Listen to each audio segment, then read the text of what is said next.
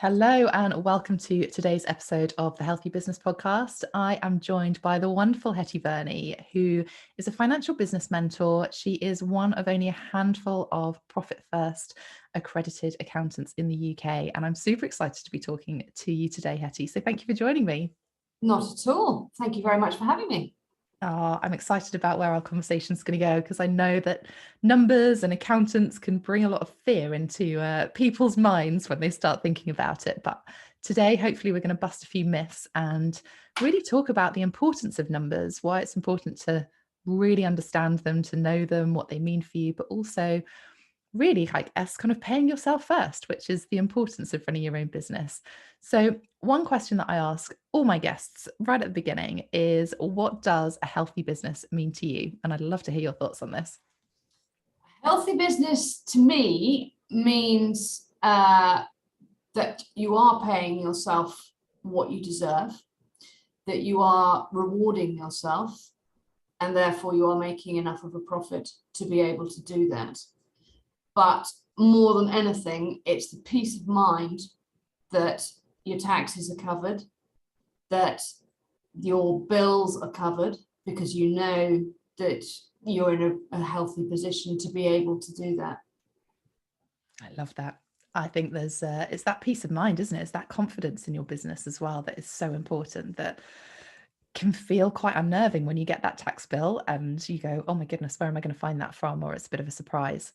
Absolutely. And it's that 3 a.m. waking up. Oh my God, am I actually going to have enough for my tax? What happens if I can't pay my VA or whatever it happens to be? What on earth am I actually going to do? Actually, what am I doing? What is my profit? What does it mean? And I think when I wake up at 3 o'clock in the morning and I start thinking things, it goes on and it spirals down fast. And I think it does for a lot of people, but having that peace of mind takes that away, so you don't have those 3 a.m. thoughts, at least about that anyhow. Yes. Yeah, I think it is one of those things. I think when you start a business, you're passionate about what you're doing, you get excited about what you're doing, and it's hard. You suddenly are wearing all of these different hats, and if numbers isn't necessarily your strong point, or you're not, an accountant, then having a handle on your numbers sometimes people can put their heads in the sand, can't they, and just go, oh, I'll sort that out another time. Absolutely. And a lot of people have mindset blocks on money. It's a very emotive subject, even though it's your business, but you have to remember that it is your business. It's not your personal, it's your business. And if you can separate the two, sometimes it helps with the mindset blocks that get in the way of dealing with those figures. I have a lot of people who say to me, well, I'm not a numbers person, so I can't do this automatically. And it's like, actually, it doesn't make any difference whether you're a numbers person or not. You can actually do this, but there are ways and means of getting to that stage where you're actually comfortable with it. Yeah, mindset's such a big part of business anyway, isn't it? It's absolutely. It comes up and rears its little ugly head every so often when we have limiting beliefs, or as you say, when you feel like you can't do something. Even just adding that little word "yet" to the end of that statement gives us possibility. It gives us a reason to look for ways to do things. And I think you're right. I think numbers is one of those areas that people, I don't know, there is that, as I said, there is that kind of putting your head in the sand a little bit. I think there's also that, oh, it'll sort itself out. I'll work around it. I'll find a way. I'll keep doing what I'm doing and then I'll be okay. But actually, what I love about what you do is it's almost about flipping that and saying, well, if you have a handle on your numbers, if you really understand what's coming in, what's going out, then you can make those decisions before you even get to that scary point. Yeah, absolutely. It's basically, most people think of, or a lot of people think of money as being out of their control. And it's, as you say, it's completely flipping it on its head. It's actually, if you are in control of your money, then you're going to know where you are. You're going to know how much is coming in each month. You're not going to know how much is going out each month. You're going to know what your tax is. And so therefore, if you are more in control, again, it gives you that peace of mind to be able to build the business how you want to. Yeah, definitely. And profit first. So this is a term that might be new to some people who are listening to this. Tell us a little bit about what that is, how it works, because that's almost kind of builds on what we've just been talking about, flipping things the opposite way. So Profit First is a cash management system. It's not an account system by any manner of means. It's a cash management system. And you can do this not just in your business, but you can do it in your personal life as well. And I suggest to a lot of my clients that they do it in the business first, get it up and running, and then change it over and do it in their personal lives as well. So as I say, it's a cash management system that helps you waterfall your money, your income, into separate pots. So you're automatically putting money aside for your tax, for your profit, and for your owner's pay. If you're VAT registered, you'd also do it into your VAT pot as well. But you can open as many pots as you want to.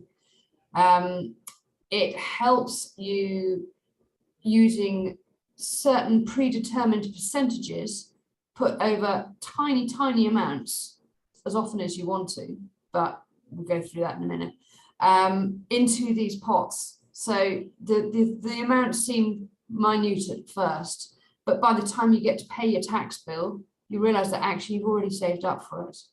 You don't have to think about where that money is going to come from. But what it does is the normal accounting formula is sales minus expenses equals profit, i.e. leaving your profit to whatever's left over. The Profit First formula flips it completely on its head. So it's sales minus profit equals expenses. So i.e. you take out your profit first, whatever's left over is left to pay for your expenses. Now that sounds a little bit scary to start with, because you think, how am I going to actually have the money to pay for those expenses? So what we do is we work out where you are, what they call your current allocation percentages are. And then we increase those by literally by 1%, which therefore reduces your expenses only by that percentage as well. So you're cutting your expenses down, you're keeping a really close eye on what those expenses are, so that anything that is left over in that other pot, the operating expenses pot, is there to pay for all of your expenses. But in that, you've already put money aside for your profit. You've already put money aside for your owner's pay, and you've already put money aside for your tax. So it gives you that peace of mind. And the way it works is it's a behavioral thing. It's worked on a Parkinson's law, which basically says that the less that you have of something available, the less you've got to spend. If you think of it as a tube of toothpaste, when you've got a big fat new juicy tube of toothpaste, you quite often, when the first time you use it, you put a huge great big globule on your toothbrush. Doesn't matter if it falls off, you've got more in the pot, not a problem. Okay. When you get to the end of that tube, you will do anything to squeeze out that very last bit. You'll squeeze it, you'll turn it, you'll twist it, you'll do anything you possibly can. Probably at the very end, you'll get a tiny bit out, and then suddenly it'll shoot back into the tube. You're like, oh, for goodness sake. That is how Profit First works. It squeezes out the last possible amount that you've got in your expenses, so that you are putting yourself first. Too often when we're running our own businesses, we are the last people to be paid. We will pay all of our expenses, we'll pay our staff, we'll pay our VAs, we'll pay anything and everything that we possibly can, but we won't get paid properly. And if we're not paying ourselves properly, that's not a proper business in my eyes. That is not, we'd start to get a little bit resentful of our business. And that's not a good way to run a business in my eyes. No, it's huge, isn't it? And it almost goes back to what we were talking about with your version of a healthy business and that mindset piece, that we don't want to start resenting it. The reason you've set your business up is because you're passionate about it and you're excited about it and you want to help people with the things that you're doing. But if you're not seeing that reward, and it's not even, it doesn't have to be, kind of materialistic reward. This is the kind of, basic level of income that we're starting to talk about, and shifting that, you paying yourself that first. That is, that's that transaction that you're giving people your services, your products. You should be getting paid for that. And I think that's where it's so interesting. I love the analogy of the toothpaste as well, because I think it's something that people can visualize, and we all do it, don't we? I think we all do it, yeah. And I mean, Yeah. when you use that sort of visual analogy, it makes you really sort of think, well, okay, can I get this last bit of toothpaste? Well, what actually does that mean as far as my business is concerned? And as you start using profit first, and you're putting more money into your profit pot and your owner's pay pot, and you're actually paying yourself not just what you deserve, but actually more. You're paying yourself really properly, like a member of staff would be paid. Once you start doing that, you suddenly get the real oomph to, oh God, I need to cut my expenses a bit more. I want to increase my profit next quarter. So therefore, what I'm going to do is, okay, I'm going to go through all my expenses again, and I'm going to cut them down by another 5%. That's what I'm going to do. And it really gives you that momentum to make sure that your expenses are run as lean as possible in order to be able to do what you want to do with your business. Yeah. And I think that's what it comes down to, isn't it? It's giving you that freedom to choose how you spend the money that you have within your business, but you have absolute clarity on where those different outgoings could be, and then you're making that choice. You're taking it is really about taking that CEO approach to your business. If you've got those pots, that money that's there, rather than just having this one bank account that everything kind of goes in and out, having these individual pots for me was a complete game changer, because I was like, oh, brilliant. Okay, I can invest in that because I've already covered my VAT. I've already covered my VA expenses. I've already covered, the tax at the end of the financial year.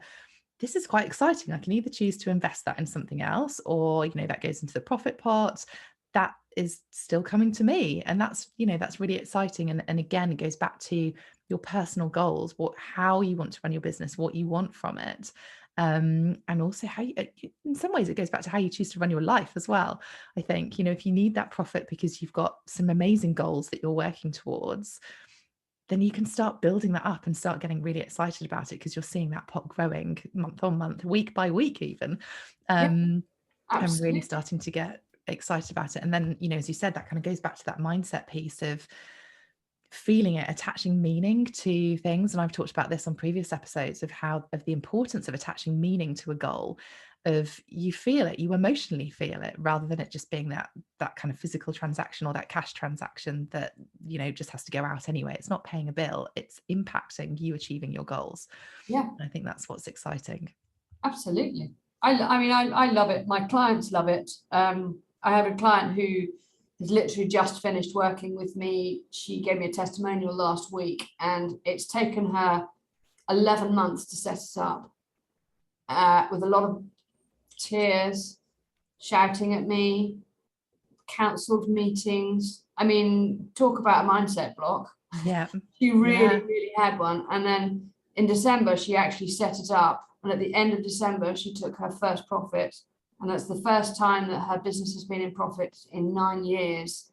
Wow. And she's taking a proper salary, and her tax is already paid. And she was like, this is a complete game changer. This has changed my whole life, but also how I view my business. Before, it was a bit of a drain. And I thought, what's the point in carrying on? I haven't been made a profit in 9 years. I can't see much point in doing this, etc. And now it's like, she's so excited about what the business is going to hold for her in the future. She's got so many plans and so many goals and all the rest of it, all because she has started to actually take control of where her money is going. Oh, that's amazing. That's so exciting. And even though it took her so long to get there, the impact of actually when she did that, it is almost that kind of, not overnight, because I hate that word, overnight success, but it can be a really short impact that you start seeing the changes. Absolutely. Yeah. I mean, the thing about Profit First is that it will make you consistently profitable, even if you're not actually making a profit. Yeah. And two, it's from the first time that you make that very first allocation. So if you decide it's going to be on a weekly basis, then it'll be that first week. That is when you will start to make a profit in your business. Oh, that's amazing. Yeah. And hopefully the listeners to this are thinking, oh, this sounds really exciting. So how do people get started? You know, if they're thinking, okay, yes, I really actually do want to make profit. You know, the last 2 years have been really tough for a lot of people in business. And actually, it doesn't mean that you don't have to make profit. It's really about focusing on the right things in the right places. So how do people get started? Well, the book was originally written by Mike McAlevitz, an American guy who wrote it about 10, 12 years ago when he started implementing it in one of his businesses. It is written for the American market, but it will give you the basis of what to do. It may sound quite overcomplicated. In fact, I would say it will sound quite overcomplicated. I have manipulated it slightly so that it suits the UK market, whether you're a limited company or whether you're a sole trader, doesn't make any difference. What I do have and what I'm happy to give out to people is a 15-minute basic presentation on how it works and how you can set it up. If you want to set it up on your own, by all means do it, but do it right, because it is absolutely imperative. The only clients I've got who have failed on Profit First are the ones who have decided to do it in their own way. And it doesn't work. It will only work if you do it right. If you want help doing that yourselves, that's completely and utterly fine. I offer various different ways that you can work with me. I have a course coming out, which is, you get me a lot, but it teaches you in 6 weeks how to set it up really properly, depending on setting up your bank accounts, making sure that you've got your current allocation percentages right, that you're looking at the right figures that you've got, etc. But as I say, the most important thing is that you set it up right and you run it right. You don't deviate. It runs on 4 core principles. The small plates, which basically is the different pots that you've got for your profit, your owners paying your tax. The serving sequentially, which means basically taking your profit out before anything else. Removing temptation. So this is one of the key things, is that depending on where you have your main bank account, you have a second bank account with pots, spaces, whatever you like to call it, in order to allocate the money into each week, month, whatever it happens to be. In my case, I have my main bank account in Lloyd's, and I have another bank account in Starling, which has got all my spaces in it. It works brilliantly with Starling. Tide, you do have to pay fees. Metal and Metro is okay, not brilliant, but okay. But Starling, I would always suggest, is actually probably the easiest and the best one to do. And the 4th principle is the rhythm and the routine. And this is where people fall by the wayside.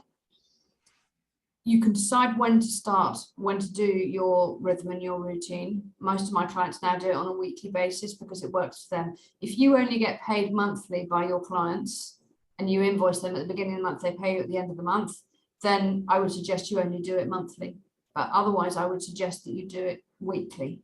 Apart from anything else, you see the money going into the accounts quicker, so it's much more exciting. But if you start deviating from that routine, that's where it can all sort of start to fall by the wayside. Also, it's a very, very simple system. A lot of people try to overcomplicate it. Don't do that. It's one of the biggest pits. Keep it simple. I like the sound of that. It's always absolutely good. Once you get it set up, it will literally, your allocations will take you 10 minutes a week to do. That's it, 10 minutes. Yeah. In order to be consistently profitable. Why wouldn't you do it? No, as I said earlier, it's a complete game changer for me. And you're right. I mean, I have a Starling account and it is so simple and straightforward to use. You can set up the pots. I even write down or on my pots that you can change the names of them. And I have the percentages within that name. So I know exactly what percentage needs to go in there. And it just, streamlines things, makes things. I even have pictures on my pots as well. I've got clients who've got different colours for their pots. because they wanted the yellow for their profit. And a lot of people don't actually like calling it the profit pot because it confuses them when they're thinking about your profit and loss. And it's not the same as that. So I've got people who are calling it their insurance pots, their rewards pots, whatever. I mean, it's complete, that bit is completely up to you. The most important thing is that you set up your pots, you get your percentages right, and you get your rhythm right. That's it. That's what I mean by keeping it simple. And it really is. So if you are listening to this and thinking, okay, I'm really not a numbers person, you're making it sound simple, but I don't think I'm going to be able to do it. First place to go is to kind of connect with Hetty, but also then to set up probably a Starling account. I think they are probably the easiest ones for navigating with pots. It's free to do it. And then start playing around with it. But then, as Hetty says, make sure that you then allocate that in the right way. So just getting used to it, getting used to that percentages and understanding what is right for your business. What you can do as an absolute first start, just to sort of dip your toe into it and just see if you think it might be right for you, is look at your income on a weekly basis, whatever that happens to be, put 1% into a separate pot in a separate bank. No other accounts, just that 1% into a profit pot in another bank. Start doing that for a month or so, and you'll start to see how it builds up. Then I would suggest, if you want to either contact me, we can go through how to set it up, or if you want to set it up on your own, then you set up the other accounts. But that's a way of just sort of literally just dipping your toe in and seeing, oh, okay, oh, I see how this works. All right. And once you can see how it works, then you'll get so inspired by it, you'll want to do it anyhow. Yeah, no, absolutely. There's some great advice there. Once people have then got their pots up, so if people are already kind of at that point, this, they're more aware of their money, I guess, that they have in their bank account, or money coming in, money going out, starting to think about profits, how they can make their business more profitable. Obviously, we've spoken about, cutting down expenses, but I know you have probably five different steps to increasing profit, don't you? I do, yes. Probably more than that, but as a starting point. Important ones, yeah, I would suggest. Yeah. So one of them is obviously cutting down your expenses, as we said. Secondly, it's grading your clients, grading them on a scale of A to C, A to D, whatever it is that works for you. Is okay, so and so is my client. How would I grade it? Depending on what your business is, it's whether they pay on time, whether you're charging them the right amount, are they repeat customers, are they a complete pain to work with, in which case you want to put them as a very, very low score. Again, it totally depends on what your business is as to how you want to grade them. So that's two of the things. Thirdly, increasing your prices. And the thing that a lot of people find hard. Oh goodness, yeah, I find it hard. I make myself do it at least once a year, but I do find it very, very hard. But if you can look at even increasing your prices by 5%, what that's going to do to your profitability, that is absolutely key. Yeah. Because if you can increase your prices by 5%, how much is that actually going to increase your profit by? So it's not just about increasing your revenue, because increasing your revenue almost always will increase your expenses as well. So if you can increase your revenue in a way that is not going to increase your expenses, it will make your net profit higher. Yeah, which is great. So yeah, that's the rising prices. Adding value. What can you add on to your, say you've got a client who you're selling your basic package to. Have you tried, do they know that you actually do something else? Can you add that on to the value that you're already offering? Your current clients are one of your best target markets. They know you, they love you already. So what else can you offer to them? Yeah, it's But extending that also, customer journey, isn't it? So that they're staying yeah, in your world for longer. yeah, absolutely. The longer that you can keep them there, the more they're going to pay you. Yeah. But also, what are you giving away for free? And I think that this is absolutely crucial, because the majority of us give too much. If we're running our own businesses, we will give too much because we're generous people. That's what we do. But if you can think about what you're giving away for free and start charging for it, even a small amount, it can make an enormous difference, because it's probably not going to take you any more time than you're already spending on doing it. It's probably not going to cost you any more. So therefore it's going to increase your profitability. And I think that that's it. It's really important to look at all 5 of those as separate entities almost. Yeah. And see each one, what you can do. When I did my 5-day challenge last year, we had each of those different tasks on a different day. And the first one was cutting down the expenses. But by the end of the 5th day, the results that we had from that, after they'd actually really gone through everything with a very fine tooth comb, do I need this subscription? Am I paying too much for it, and can I get it elsewhere for cheaper and better? 2, have I actually got the right grade of subscription, the right plan? Am I on that one, or can I go down one? Can I put something on hold, and can I actually get rid of it? And I think that's really, really crucial. Once we start looking at these expenses, I do it on a quarterly basis. And during COVID, I was doing it on a monthly basis, but I'm now doing it back on a quarterly basis. And every single time, I find that I've signed up to something else that I wasn't aware of, or I'd forgotten, that had gone over the trial period, which is my usual thing. And every single time I cut my expenses down by in between 7 and 12%.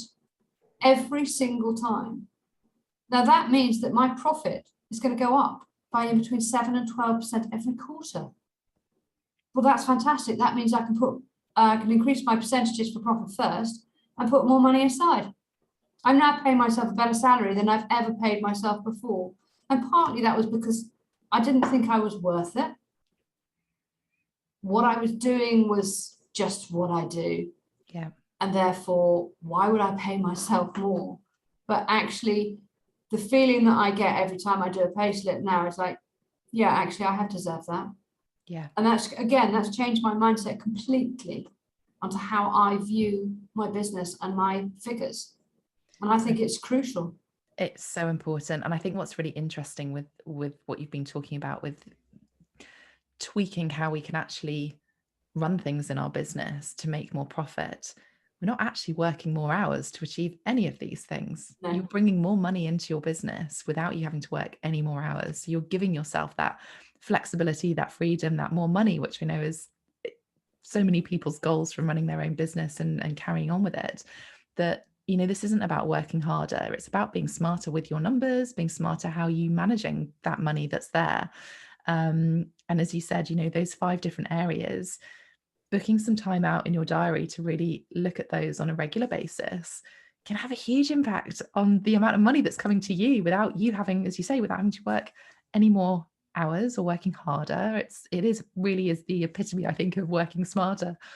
I believe it is, to me. I mean, okay, I am slightly biased and very passionate about it, but I think it is just, it's crucial that if you are running your own business, you need to understand what those numbers mean. Yeah. It's all very well handing everything over to an accountant and saying, do my accounts and do my tax return and all the rest of it. And okay, so what's my profit? How much tax have I got to pay? But if you don't understand what those figures actually mean, where they've come from, how the heck they got there. Yeah. And you don't ask the questions because you don't necessarily know what questions to ask. Yeah. It can be very daunting and a bit, do you know what? I'll just ignore that. He says that's what my profit is. I'll do. I don't know why I call him a he. I automatically do. I think we have we always have that, probably that mindset, don't we, of whether it's accountants, stuffy accountants in their suits, or whether it's the tax man. We assume that that's male, which is a really interesting one, probably for another day. Yeah. Bankers, solicitors and accountants, they're all male. Yeah, there's an interesting not. mindset thing going on, isn't it? But yeah, I think going back to it, it's such a, in some ways, it's such an obvious thing for us to do as business owners. But one of the things that, because it feels overwhelming, because it feels like it's quite daunting, that we tend not to do it. But actually, it's right there for you. It's available for you without you having to really change how you're running your business, the products and services and things. I think one of the things that I would mention around kind of cutting expenses is doing it in a really mindful way. From what I, and having worked with you, it isn't about just chopping things for the sake of it, really thinking about those expenses. If it's, support that enables you to run your business in a better way, more efficient way, fast track those results, whatever that is important expenses in your business. Absolutely, yeah. But if it's things that you're not using, if it's subscriptions that you've signed up for and forgotten about, or as you say, those free trials that have tipped over into you now paying, that's the stuff that you want to be looking at. It's those, even for me, when I was especially sort of through the kind of COVID lockdowns and things, I was going out and I was getting quite a few coffees because I just needed that space out of the house and away from the kids, and was enabling me to do some business whilst I was out. But actually, I've got a coffee machine at home. I don't need to have those coffees, or I don't need to have them every day, or whatever it is, that habit that you kind of get into. And I think it's sometimes just sense checking yourself. If that does help you and that does give you that, you're in a workspace where you have to go to a coffee shop or whatever it is, then of course you need to, keep yourself hydrated and all that kind of thing. But sense checking yourself, sense checking those expenses, I think is really important. And just, being aware of it. Awareness is such a great thing to have. I think that we do shy away from whatever it is, but being aware of it, getting clear on stuff, then you can make a plan, and it's your choice. It's your business. You can make that choice as to what that looks like, but understanding that impact as to what you were saying of, if you cut X, Y, and Z, that's more profit in your bank account. That means that you can achieve those goals quicker, or pay for that holiday, or whatever it is that you're working towards. And that gets really exciting. Yeah, absolutely. And the other thing I would say is that if you are not using a cloud accounting system for your accounts, it's going to make life a lot more complicated for you, because you're going to have to transfer the information onto a spreadsheet from your bank account. You're more likely to make human errors doing that than you are if you're using a cloud accounting system. Cloud accounting is not that cheap, but the power that it gives you and the knowledge that it gives you is massive. But also the time that it's going to take you to do your keep your accounts up to date on a weekly basis or whatever is at least halved, if not more, by doing it on a cloud accounting system. And you don't have to have Xero. You don't have to have QBO. You don't have to have Free Agent or anything. You can choose whichever ones. There's loads out there. If you have something like Free Agent, then you can get that free if you're already with NatWest, or you can get Metal free as well for Free Agent. Sorry, you can get Free Agent free if you've got Metal. QBO, if you're literally just starting out, you could start off with the self-employed QBO, but I wouldn't stick on it for very long because it doesn't give you enough information to be able to do what you need to do. Xero is, in my eyes, the simplest, the most user-friendly, and the one that connects with most bank accounts as well. And again, it makes Profit First an awful lot easier having a cloud accounting system than doing it on a spreadsheet. Yeah. Mike McCallum's advises no one to do any accounts on a spreadsheet anyhow, but doing Profit First on a spreadsheet is more complicated, and it's just going to take more time. If you want more time for yourself so that you can increase the revenue and doing the things that you want to do, then I would honestly suggest getting some sort of cloud accounting system up and running, sorted out. You're just coming up to the beginning of the new tax year in a minute. Really, really good time to do this. Get it all sorted out so that when you get to April, it's all up and running and ready to go. By the time you get to January next year, because you've already set up Profit First and you're putting that money aside, you will have already saved up for your tax by January next year. done, dusted, no worry. Yeah, it's a great feeling knowing that that tax bill, however big it's going to be, is covered because you've been putting that money away throughout the year. Yeah. It was always, when I first started my business, was always that scary thought of going, oh my goodness, it's, end of January, I'm going to have to pay this. What am I going to do? But yeah, I think just It's frightening. reframing that, reshifting that, of going, actually just taking a small percentage, and in reality it is just a small percentage each week, each month, however you want to do it, but it just builds up, and then suddenly 12 months later it's there for you. You don't have to scrabble around in the last minute trying to find it. No, absolutely. And also going back to the cloud accounting side of things, if you are using a cloud accounting system and your accountant wants all of your information at the end of the tax year or beginning of the tax year, whatever it happens to be, whenever they do it, it means that you can add them in as they're at your accountant. They can look at everything that you've done. You've got everything up to date. It means that depending on how your accountant works, it means that your accounts and your tax return are likely to be done an awful lot quicker and probably an awful lot cheaper as well. Mm-hmm. So therefore, you're already cutting your expenses down. So many good pieces of advice there, and good tips, I think. And hopefully you listening to this will have a bit of inspiration to go and check on your numbers, go and have a little look and see what you could do to increase your profit, but also looking at the profit first to really get a handle on that so that you have more confidence in your numbers. No more sticking heads in the sand, I think. Are there any, I know we've talked a lot about kind of different tips and pieces of advice. Are there any sort of final summary tips that you'd share with people, or, initial places to start? If you're literally just starting out, get those foundations so solid and get those habits in place pretty quickly, because then by the time you're at the stage where you really want to grow and you want to grow fast, everything will be so solid that it can't fall apart. Yeah. It's one of my absolute main tips. Secondly, getting the cloud accounting up and running for you so that you can start to understand what those numbers all mean. What else would I suggest? Setting your goals and your vision for how you want your business, but as you say, putting that emotion into it, I think is really, really key. I have a vision board for my business as well as home. And it's something that I have in front of me all the time.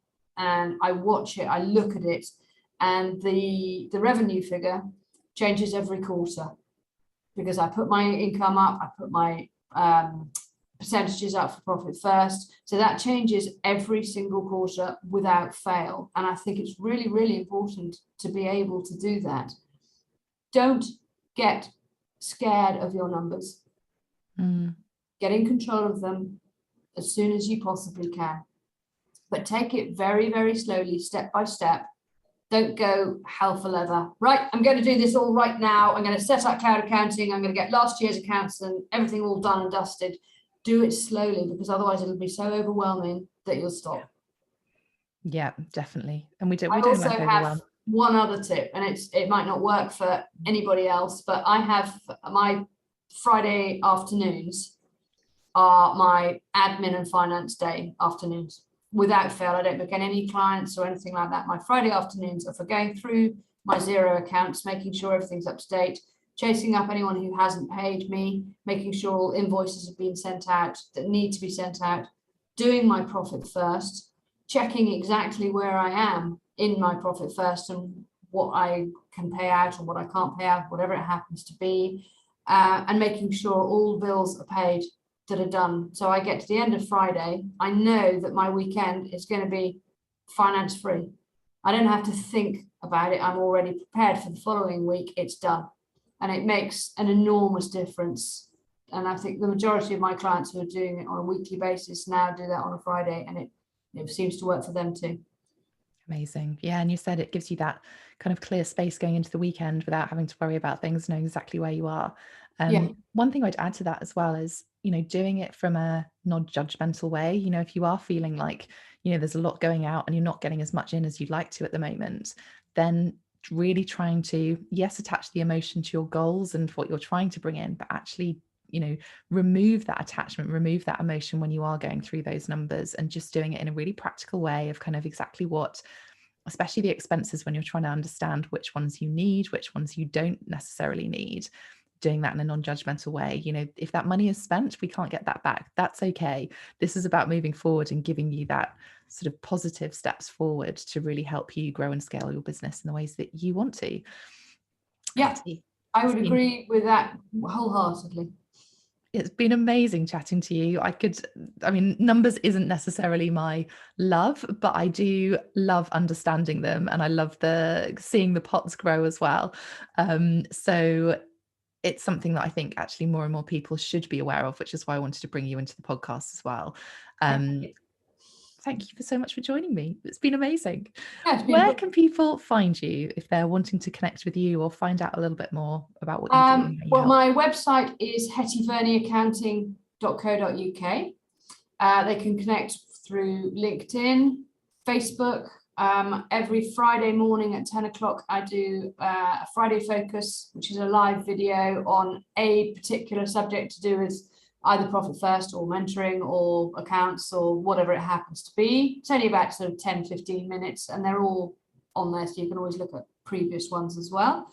I'm running this, setting up this course, which is going to be running within the next few weeks, so that you can start to do Profit First yourself, which will usually takes about 6 weeks for most people to do. If you want to work with me either as an accountant or a business mentor, or a financial business mentor, then there are all the connections through the website to connect to me however you want to. Fantastic. Thank you so much. We'll make sure all of those links get put into the show notes for people as well. So go and check your numbers, go and have a look at them, go and get clear on them, take those first steps, take that accountability. I think it's really important, and is a huge foundation of running and growing a successful business, and a healthy one as well. So I hope you've enjoyed today's episode, and I will see you on the next one.